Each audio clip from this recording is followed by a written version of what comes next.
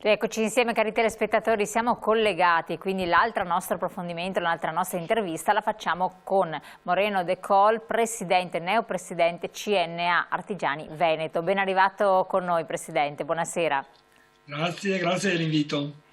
Allora, lei è stato eletto da poco a capo, tra virgolette, della CNA, quindi gli artigiani veneti. CNA è un'associazione di categoria molto rilevante perché raggruppa tante professioni che ovviamente sono iper specializzate, molto importanti per la nostra economia, che però anche appalesano da tempo delle difficoltà che sono un po' trasversali a tanti piccoli imprenditori.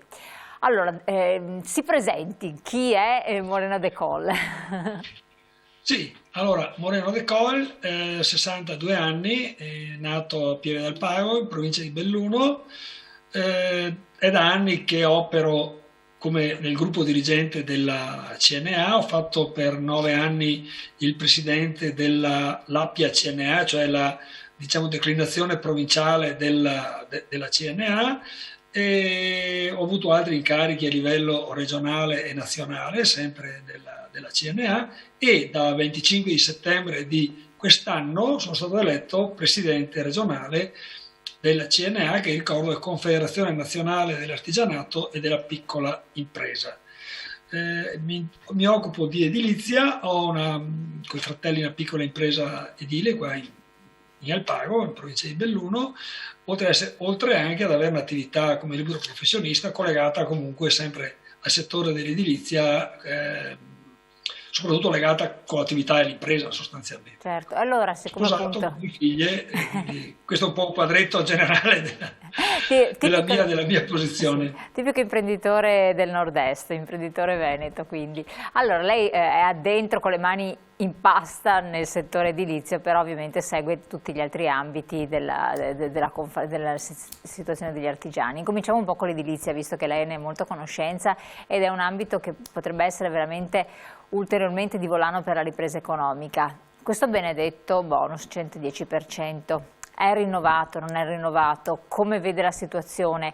I lavori possono essere ancora intrapresi? Parliamo di privati, poi vediamo anche il settore condomini dove le imprese lavorano. Ci faccia un po' un quadro di quel che è emerso da ultime notizie, insomma. Allora, diciamo che c'è una gran confusione, o detta al contrario, c'è mancanza di chiarezza. Perché il provvedimento del Superbonus, ricordo tutti, è partito nella primavera dell'anno scorso. È diventato operativo poi con i decreti attuativi ad agosto e ci abbiamo impiegato un anno, 12 mesi, per avere quest'anno ad agosto il decreto semplificazioni che ha sancito diciamo, alcune metodologie di intervento sulle quali prima c'erano problematiche e ha presentato il modello CILA-S, ovvero la documentazione da presentare per accedere al bonus. In tutto questo periodo abbiamo rincorso come operatori, come imprese, ma anche i privati stessi, una molteplicità di interpelli, risposte a interpelli fatte dall'Agenzia delle Entrate, pareri espressi dall'Agenzia delle Entrate, pareri espressi dall'Enea, perché l'applicazione del provvedimento ha presentato fin da subito tante complessità, tanti aspetti sui quali era necessario chiaramente avere chiarezza, perché altrimenti poteva saltare addirittura anche il bonus. Quindi, per farla breve, 12 mesi sostanzialmente sono stati persi. Oppure in questi 12 mesi interventi, ci sono stati benissimo degli interventi, quelli probabilmente più chiari, più semplici, o quelli in cui gli operatori si sono comunque fidati delle conoscenze che avevano e sono comunque partiti. Ma tanti hanno aspettato per avere chiarezza perché c'erano parecchi dubbi. Mettiamo poi insieme a questo le problematiche legate al rapporto con le banche per la cessione del credito, che spesso non sono così veloci e immediate nelle risposte, quindi di tempo se ne è perso tanto. Fin dall'inizio, poi lo sanno tutti, c'era il problema dell'accesso agli atti nei comuni per verificare la situazione delle pratiche edilizie vecchie, che richiedeva sempre un sacco di tempo. C'è da dire che fin dall'inizio la politica, il governo, rappresentanti comunque del governo hanno sempre detto che davano quasi per scontato che comunque il provvedimento durava per tutto il 2023. Fino all'ultima stesura del NADEF di poco tempo fa, pur non entrando nel merito specifico con i numeri e con le date, era stato detto che il provvedimento veniva prorogato al 2023.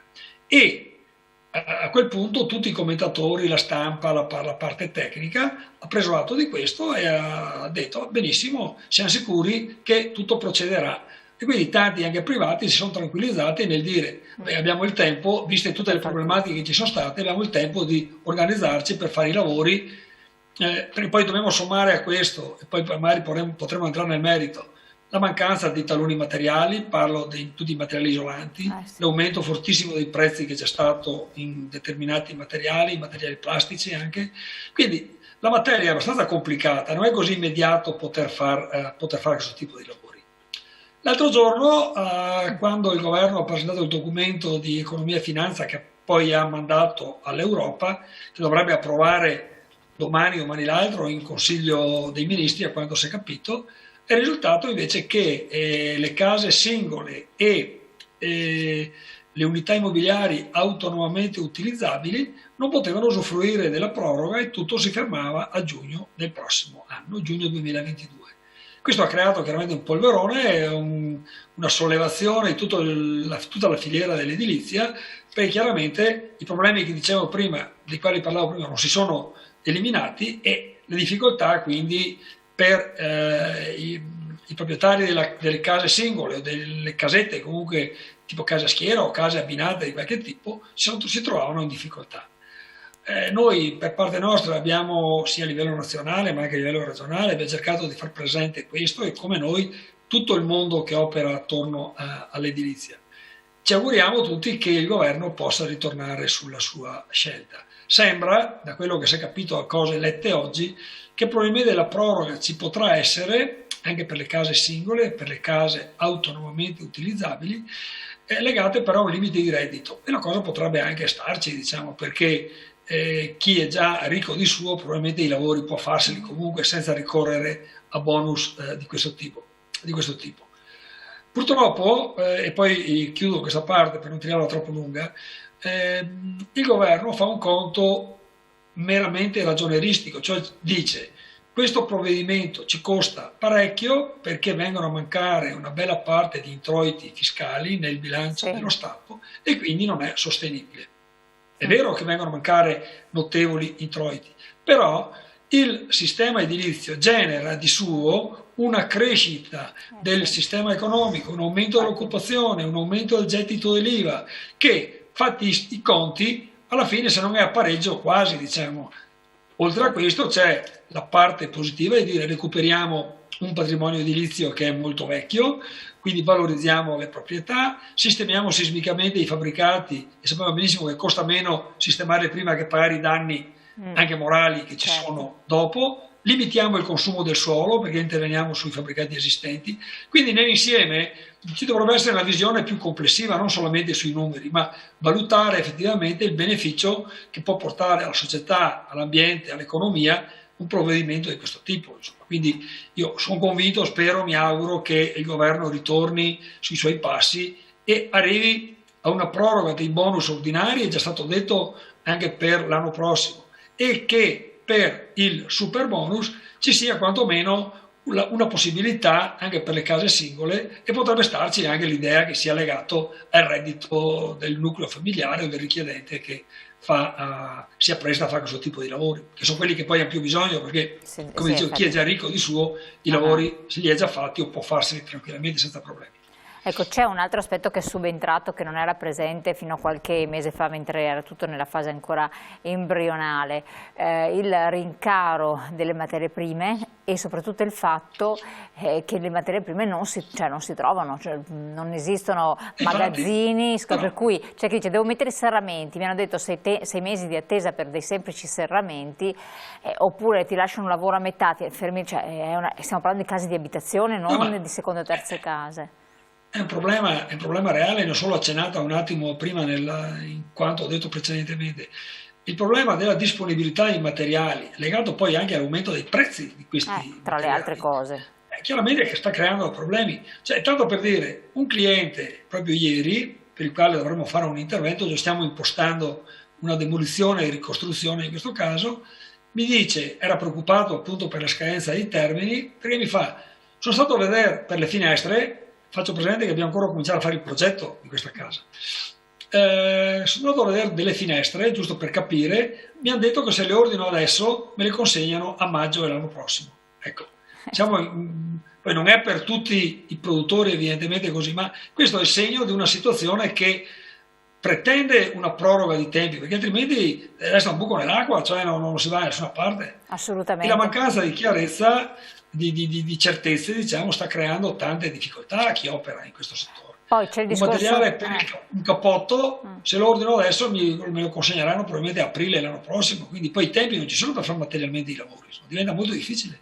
Esatto, ma c'è un altro aspetto che i prezzi non sono più garantiti, perché da qua a maggio o ci rimettete voi che avete l'opera commissionato, ci rimette il cliente, cioè uno dei due questi soldi li deve mettere, per cui dipende da come è stato fatto il contratto e dipende qual è la situazione, per cui uno pensa di fare un lavoro, cioè di non spendere, in realtà poi si trova a dover sborsare cifre anche importanti. Certo, no, questo è un ulteriore problema, no? Che si può chiaramente accentuare se i tempi nel corso del tempo, perché come sappiamo nel super bonus abbiamo dei limiti di spesa massimi ammessi, oltre ai limiti di spesa abbiamo anche dei limiti di prezzi unitari che non devono essere oltre un certo limite appunto. Se fino a qualche tempo fa con i prezzi normali di mercato il sistema funzionava, attualmente sfora, ovvero il privato che fa l'intervento deve comunque metterci qualcosa del suo, perché con i prezzi standard di base, con i limiti di spesa, spesso e volentieri non riesce a starci dentro a realizzare tutto l'intervento utilizzando il bonus, quindi perché supera la spesa sostanzialmente. Ecco, cosa sono questi limiti di spesa, Presidente? Perché forse alcuni non hanno ben capito di che cosa si tratta, cioè bisogna stare entro certi parametri. Sì, allora facciamo un esempio. Per una casa unifamiliare, ad esempio, l'intervento tipico può essere quello del cappotto o dell'isolamento del tetto, l'isolamento delle parti riscaldate, così definite. C'è un limite di spesa di 50.000 euro, che comprende il lavoro, comprende l'IVA, comprende le spese tecniche relative a quel tipo di intervento. Questo quindi è un limite. Se io per fare quel tipo di lavoro spendo 60.000 euro, il bonus ce l'ho su 50.000 e 10.000 devo metterli di tasca mia. Se fino a qualche tempo fa, fine anno scorso, inizio dell'anno, i 50.000 euro erano sufficienti perché il costo di materiali era si poneva entro certi limiti e quindi il sistema, diciamo, funzionava, attualmente con l'aumento dei prezzi si sfora quel limite di spesa e allora anche là se fin prima i 50.000 erano sufficienti per fare il lavoro, è un esempio, adesso può capitare che non siano più sufficienti. Oltre a questo c'è un altro elemento che all'interno della normativa è previsto che il singolo intervento, parliamo del cappotto, non può superare un tot di spesa al metro quadrato.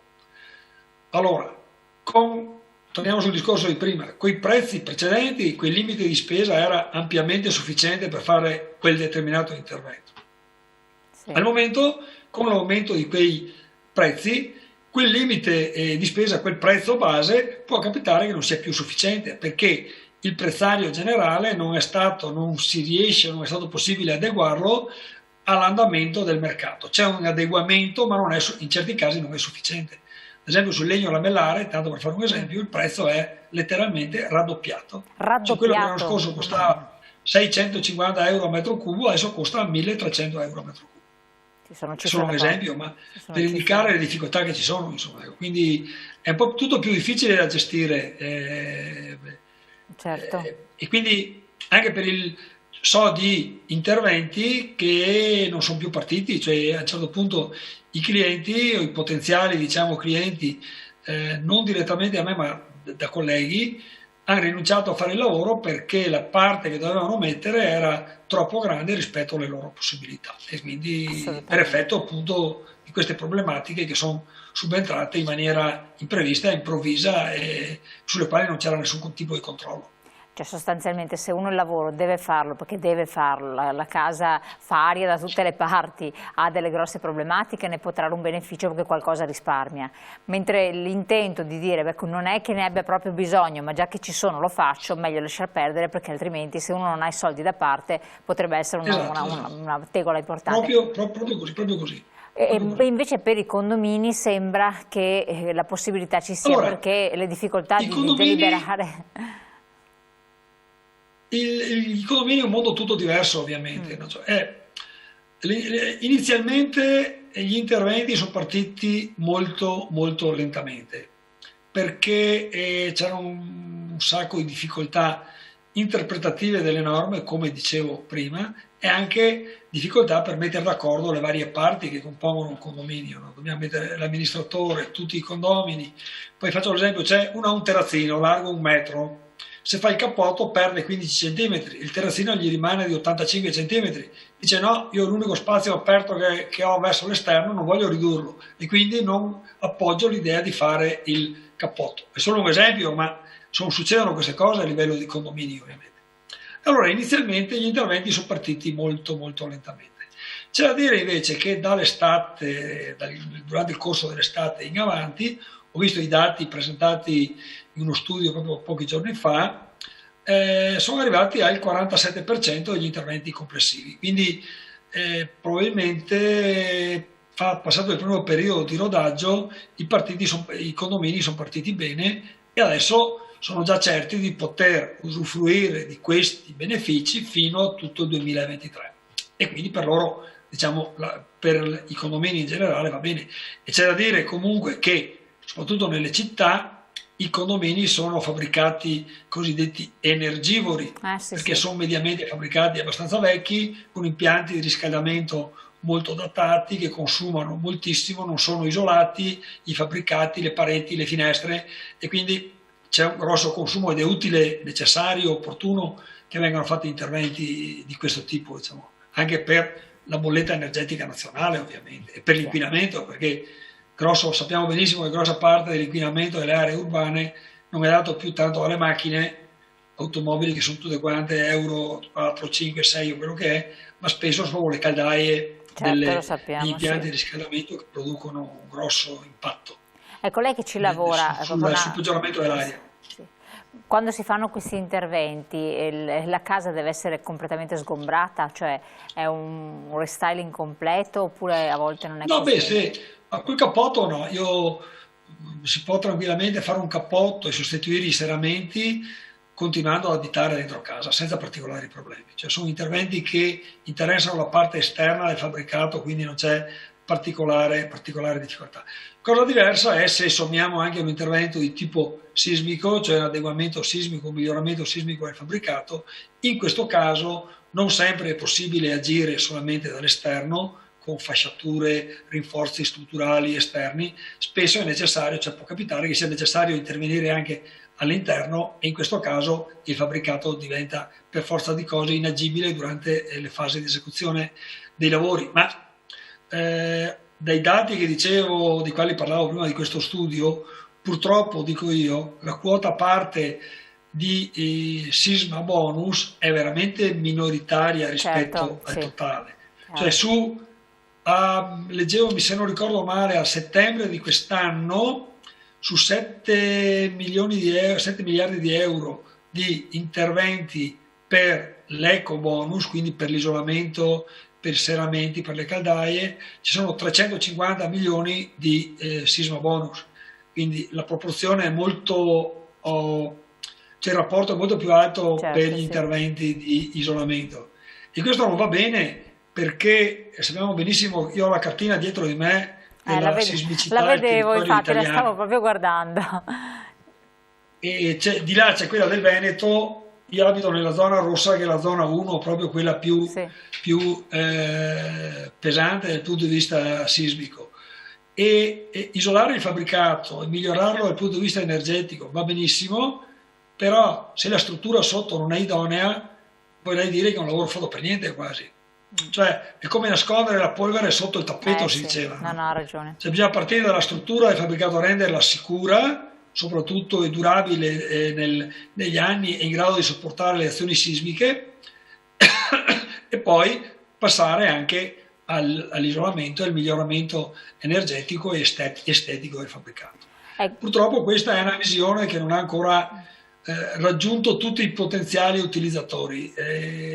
Ecco, rispetto ai limiti di spesa, ogni unità immobiliare può spendere fino a 96.000 euro per gli interventi sismici di ristrutturazione sismica. Quindi una casa e 2 appartamenti con un garage sono 96.000 euro per 3, per esempio. Quindi sono importi importanti che possono portare effettivamente a lavori molto, molto interessanti e molto positivi per migliorare un fabbricato.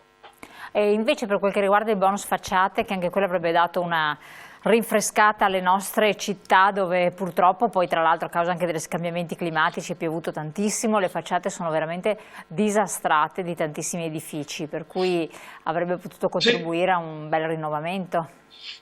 Lì, no, certamente, anche questo è un provvedimento che all'inizio è partito lentamente e dopo ha preso un'accelerazione molto, molto importante.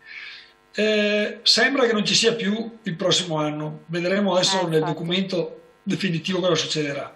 È certo comunque che se uno imposta un intervento e paga almeno il 10% entro quest'anno, può usufruire dello sconto del 90% per tutto l'anno prossimo, e questo è già un elemento sicuramente positivo. Questa cosa non è ancora nero su bianco, ma mi sembra sia chiara e sia assodata. Il problema del bonus facciate, secondo me, è un altro, è che per certi aspetti si sovrappone agli altri bonus e sviluppa certi interventi tipo l'isolamento del cappotto esterno, tanto per dire, in maniera più semplice, senza limiti di spesa, senza limiti di costo, con minor burocrazia, e quindi tanti, soprattutto penso ai condomini nelle città, ho avuto modo di vedere anche recentemente, tanto per dire a Trieste, c'erano via per altri motivi, tantissimi interventi di bonus facciate, perché diventava per certi aspetti più conveniente utilizzare quel bonus, seppure al 90%, rispetto al super eco bonus che è il 110, però ai limiti di quelli si parlava prima. Certo. Probabilmente qui il governo ha fatto un po', non dico il passo più lungo della gamba, ma allargato troppo i cordoni. Poteva, secondo me, limitare il bonus facciate solamente alla ridipintura o alla finitura della facciata esterna, quindi era più focalizzato proprio a sistemare quegli aspetti di quali parlava anche lei prima, no? Chiaro.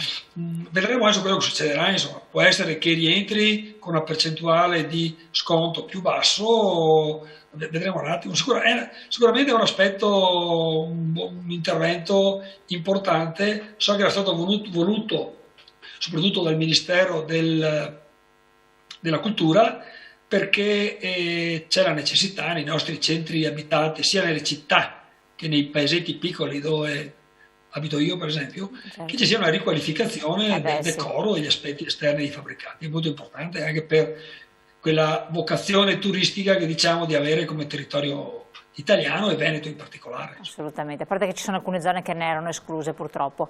E vabbè. Sì, chiaramente è limitato al centro storico, la zona A e zona B dal punto di vista urbanistico, quindi sostanzialmente sono i centri delle città, i centri dei paesi, in buona sostanza, dove ci sono le case più vecchie mediamente, insomma. Ultimissima questione, anche se ce ne sarebbero ancora tante in sospeso, ripresa economica, speriamo che questa non si arresti, perché se con i rincari pazzeschi anche dei carburanti il portafoglio delle persone che muovono l'economia quelli sono, però c'è carenza di manodopera tra le altre cose, vero? Sì, noi stiamo verificando che il post pandemia ha diciamo, dimostrato che il tessuto produttivo del Veneto ha avuto una forte reazione e i numeri che ci sono indicano chiaramente una ripresa un po' in tutti i settori.